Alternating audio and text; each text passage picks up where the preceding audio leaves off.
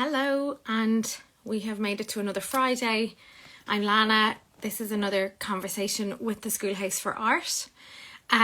Today is we are going to have a chat about National Drawing Day, and I'm very pleased to be joined on this conversation with Joanne Drum from National Gallery of Ireland. She's the education officer there, and she's going to join me today to have a conversation about National Drawing Day, why it's so important.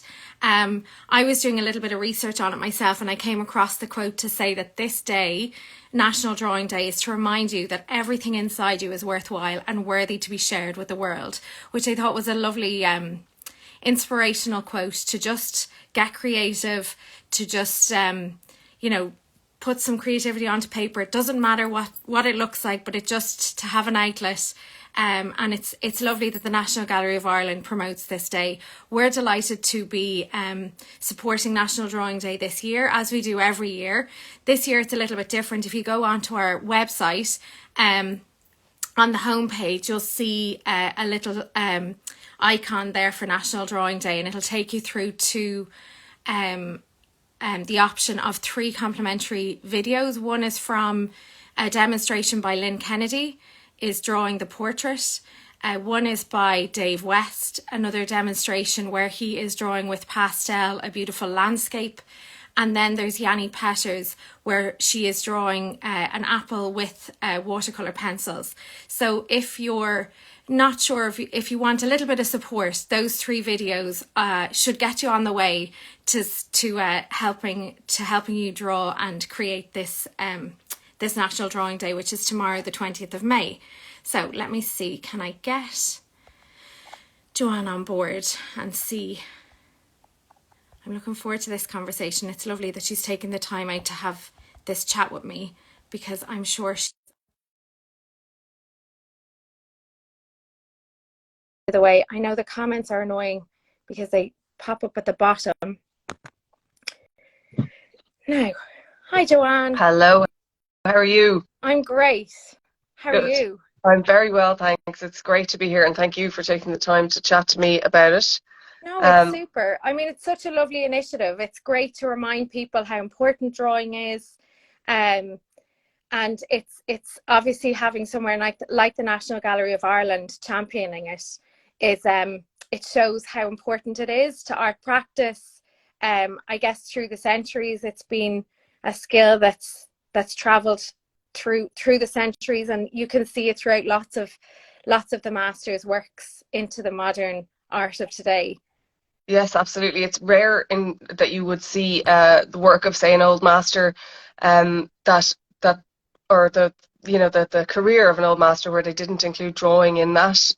Caravaggio, for example, in our collection is one of the rare examples of somebody who, if he drew, we don't have records of it, but most of them would have drawings, and that's obviously for us as art historians a great way to link up the original with the drawing and see the differences that were made. But drawing is like, I always think of it like exercise, like a muscle, and how if you don't keep doing it, you lose it a bit. But how it's sort of like a fitness thing, the more you do it, the better you get. But that said, it's open to everybody, and the other side of it is, yes, you can be amazing at drawing, but equally you don't have to be good at all to do it, to pick up a pencil and put it on a piece of paper. Most of us probably do it anyway, whether we realise we're drawing or not, by, say, doodling on a piece of paper as we're taking a phone call or something like that. What's wonderful about Drawing Day is we have, I think, over 70 institutions all over the country taking part, north and south, and there's a huge variety of the things that are on offer. So what you're offering with those 3 really great online workshops is quite in-depth drawing tuition, which is amazing. And then we have drop-in workshops for families taking place. What I think is really helpful for people to understand is they don't have to be an expert. They can come along to most of these things and try it out. Nobody's going to give you a test at the end. And if you like it, you might continue doing it. It's certainly, I think we all discovered as well in the last 3 years at least, how important taking that time for doing something for yourself really can be for your mental well-being. Yeah. We have a course here called the Cornerstone, and there was an online module last night with artist Jim Harris, who he works very much with pencil and inks, and I joined the group for the conversation, and it was just very timely with this chat for you today, because he spoke about how the drawing aspect, and it's not always done with color, but then you learn about tone, you learn about abstracting shape. And he said it's especially the masters would have had to do it because they didn't necessarily have photography at the time. They'd have to literally abstract the image with their eyes, process it in their brain, and then almost transport it onto a page to a 3-dimensional or 2-dimensional object onto paper. And as you said, like even doodling or even your handwriting, it's still this sort of process of taking a shape and putting it onto paper, which, while there's a lot of really, really skilled people to do it, it's still a very mindful process. Yes. And it's a sort of holistic, you do have to think about it, and then it does come out artistically and creatively, which is, again, a lovely just process to try and practice. Yeah, absolutely. And one thing I heard recently, your quote was lovely at the beginning, but mine was that you don't have to be good at your hobbies to enjoy them. That's so true. Which is so true. It resonated a lot with me. I do aerial silks of a Wednesday evening, which is wonderful. I'm terrible at it, but I've been doing it for about 5 years, and I'm much stronger than I used to be, and I absolutely love it. And of course, I mean, I'm the ideal student in that I don't really get much better and keep paying them, but I think a lot of people find that with drawing as well, that they come along and they do something. A lot of our workshops in the gallery, for example, are free, and they commit to doing a weekend course or something like that, and they just have a blast. Yeah, there is. And I think as well, when I think to master something, because everyone's really, really busy, that to be able to even give 3 hours a week to something, it's going to be a lot of weeks before you get those aha moments, or it becomes muscle memory, that you're able to actually produce what you set out to do. But I love that you don't have to be good at your hobby to enjoy it. And I think it's a lovely opportunity. Another thing that I think every artist I speak to, they have a sketchbook, and to continue to promote that muscle memory, they work in that sketchbook every single time they can, and so it sort of progresses their drawing skills over and over again. Why did the National Gallery, do you know, I know it's the 20th anniversary this year, how did it come about to be promoted? The 19th, is it? Yeah. Sorry. So it started in 2005, so next year will be the 20th one, but I suppose the anniversary, if we're strictly speaking, will be 2025, but next year will be the 20th. So I think it started with Mary Burke, who was the head of education in the National Gallery at the time, just really wanted to, I suppose, create a key day in the spring for drawing. That's a good time to do it, because if you involve other venues, they could potentially do outdoor activity, potentially in Ireland, or indoor activity. But she reached out to institutions that were kind of nearby, so like the RHA, for example, and the National Museum of Ireland. And I think at the beginning there were only 6 organisations that took part. And as the years went by, and I came on board the following year, we just reached out to more and more organisations and invited them to take part.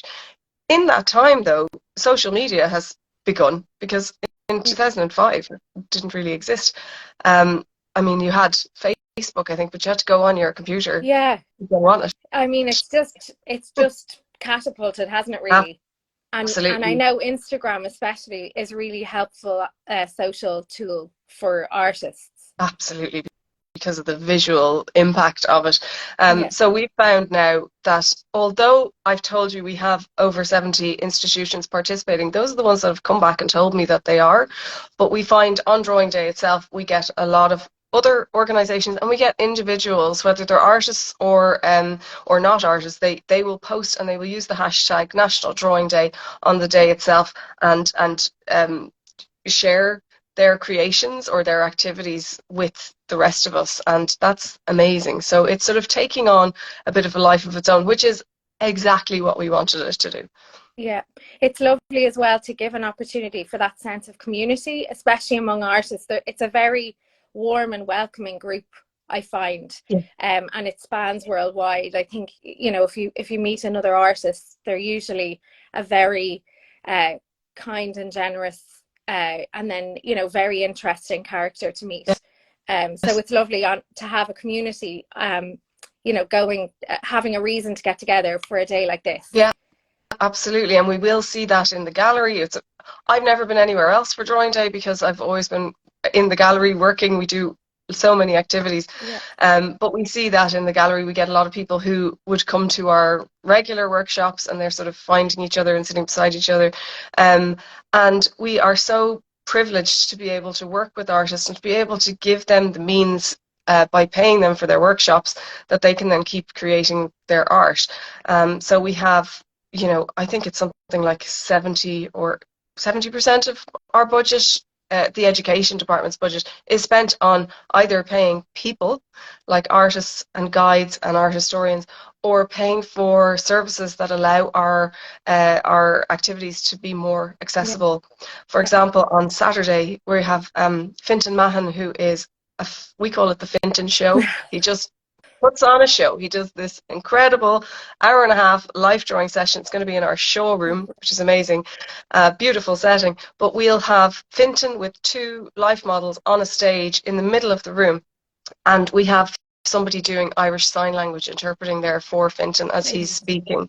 Yeah, so we don't want to make it a barrier for anybody. Yes. You know, we want people to be able to come in and take part without having to identify that they have any kind of accessibility needs. So that is where the most significant part of our budget goes, is to people and making things accessible, and that's something that I think we're all very, very proud of. Yeah, it's definitely something that we share here in the Schoolhouse for Art, that I guess there is that understanding that it is hard to sell art. It's hard to make money as an artist, and it's hard to have a consistent paycheck coming in, which can be very stressful and limiting. So to be able to provide an outlet where they can come and teach and share their skills and their techniques with other people, it's really generous of the artists to do that, because obviously they're sharing something that's very personal to them, and a lot of artists work quite solitary. So to come out and stand up in front of a room and say, this is how I do what I do, it's a brilliant skill for those tutors to be able to, or artist tutors to be able to have. It really so we definitely share that with the National Gallery. Before I let you go, I can't not speak about the Lavinia Fontana exhibition that's going on. I can't get over it. We've been having chats in the Schoolhouse here about her, but the fact that she even listening or reading about her life, where she was born in 1552, and she had 11 children, and the family relied on her art. That's right. And they had 11 children, and her husband was her agent, and he stayed at home to mind the family. This woman was of the modern time, but in the 1500s.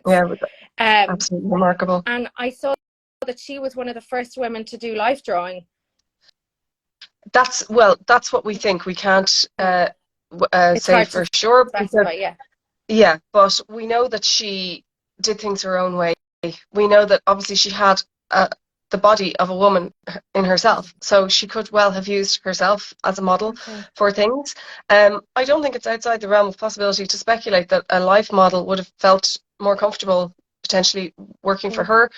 But yeah, we don't know for sure. It's possible, but she was an incredible person and quite an amazing self-promoter. You know, in the exhibition we actually have the original marriage contract with herself and her husband, which stipulated that she would not be marrying, she would not be bringing a dowry to that marriage, and that he would allow her to continue her career. His father had travelled to Bologna, where she was from. He was from Imola, which is very close by, and he'd asked around as well to see, like, is this a good prospect for my son? His son was not, minor nobility, didn't have a lot of prospects himself, was not particularly gifted in any particular areas, is possibly the nice way of saying it. But the father found out various things about her, was asking a prominent artist at the time, is she worth doing this for? And was told, if she lives long enough, which of course was always the risk at the time, if she lives long enough, she'll make good money for you. Wow. And she had an absolutely astonishing career.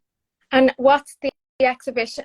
How long is that exhibition running now in the gallery if anyone wants to go and take a look? It's open until the 27th of August. Okay. I don't know if there's availability yet tomorrow, but we have quite a lot of free tickets available tomorrow on our website, kind of morning, and then there's paid ticketing at lunchtime, I think, and then in the afternoon as well. So that, because it's drawing day, we've managed to convince the powers that be to let people in free to the Fontana, and you can book that online now if you want to. Well, there is a hot tip. Absolutely. Anybody be jumping online now to get in, because it's definitely one to take a look at. I'm hoping to get in there myself. It's beautiful. And have a look. It's very inspirational. Yeah, we have all these international experts coming over to Dublin next week, and we're doing a symposium on Friday. There's information about that on our website as well. So that's going to be absolutely incredible, because these people have, devoted much of their lives and career to studying that period of time, and Fontana herself. So that's really quite special. I'll have to check that out. Yeah. And so, in terms of what's on in the gallery tomorrow, have you got some events there that you'd like to share for anybody who's thinking of actually going in to take a trip to town and participate in the events? Yeah, absolutely. Well, I should say as well, because there's so much going on around the country, I would advise anyone to look at our website, nationalgallery.ie, or our social media. I'm coming to you from my own, so if you follow me, you'll just get pictures of my kids and my holidays and my food. But it's at National Gallery of Ireland. But that lists all the participating organisations and links to their website. So, you might be in Wexford or Wicklow or wherever and prefer to go somewhere close by. We really want you to do that as well. But if you are coming into the National Gallery, as I said, the Finton show is on. I must tell him we call it that. He knows now. He does. It's on from 11 o'clock. We have our studio space is going to be devoted to people who have sensory issues and issues processing sensory environments, so it's going to be kind of a quiet space for anyone who wants to do some drawing there. We have sketching tours running all day, and everything is free. You don't need to book. So we have tours for families, tours for people which are accompanied by an Irish Sign Language interpreter. At around lunchtime, we've got artist Emily Conway, who's doing a workshop for people who have visual impairments. So the drawing is going to be with this kind of putty, moldable putty, instead of with pencils, which would be great. We work with our youth panel and our transition year students every year, and this year they've decided to create 2 drop-in workshops. So they're for everybody. They hope that they'll reach young people with them. The first takes place in the morning, and that's outside the gallery, drawing what they think the future gallery is going to look like, which should be great. Really and then in the interesting to see. I know, I'd love to see what they think. Yeah. In the afternoon, we've got the group doing a scavenger hunt of kind of, they've given a few clues of to find in paintings that are up in our grand gallery.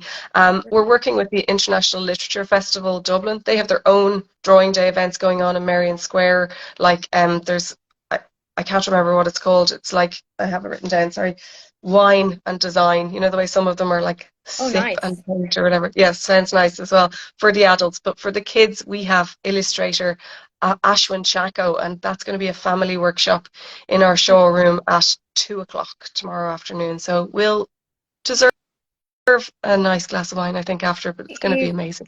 definitely will. And the year comes up so fast. I know it's Oh my God. it's almost like one of those, when I see your email coming in to invite us to join again, Like, you know, really? at the turn of the year, it's like, what, already? Yeah, And then I put it in the diary, and it's this is upon it. us before we know it. And I think just from every artist, and for anybody interested in the arts, it's really lovely for the National Gallery of Ireland to have this initiative. The fact that you make it so inclusive, for every age group, for every ability or disability, and then just championing a skill that's maybe it's maybe overlooked sometimes, but it's definitely something that a lot of working artists and professional artists would very much hang their hat and say, this is, you know, it's a foundation to do what you want to do. So Yes. so yeah, well done to everybody there, and Oh, thanks. definitely enjoy your glass of wine, Oh, or your cup of tea, or there whatever might be a bit of your tipple of lemon choice is but yeah, afterwards. I'm And really excited about it. yeah, it'll be great. And I'll be sure to pop in. I don't think I can make it tomorrow to the National Gallery, because we obviously have our own few little things going Yeah. on. But I will be sure to pop into the National Gallery of Ireland soon. Well, it's Thanks so always a much pleasure for, working with you. yeah, it is. It's a real pleasure, and it's an honor to have this conversation with you today. Thank you Anytime. so much for your time. I'm sure you are running off to something again now very quickly. So Yeah, thank you for your time. I no wish worries. you guys and everyone in the gallery all the best with your events in house tomorrow, and then to all the participating venues and everything. I hope everyone has a really lovely National Yeah. Drawing Day. Yes, All right. absolutely. Thank you so Thanks so much, Hannah. much. All Thanks, right, take Joanne, and care. everyone have a Thank you. lovely day. Bye, everyone. Thank you. Bye bye. Bye bye.